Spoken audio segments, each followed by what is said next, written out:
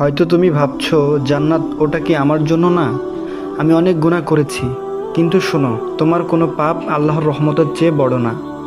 রাসূল সাল্লাল্লাহু আলাইহি ওয়াসাল্লাম বলেছেন, আল্লাহর দয়া 100 ভাগ, এর মধ্যে 1 ভাগ তিনি দুনিয়ায় দিয়েছেন, আর বাকি 99 ভাগ রেখেছেন কিয়ামতের দিনের জন্য। তুমি যদি রাতের অন্ধকারে কাঁদো, আল্লাহ রব্বুল আলামিন সেই কান্নার শব্দ শোনেন। তুমি যদি লজ্জায় মাথা নিচু করো, আল্লাহ জানেন কেন তুমি চুপ করে আছো।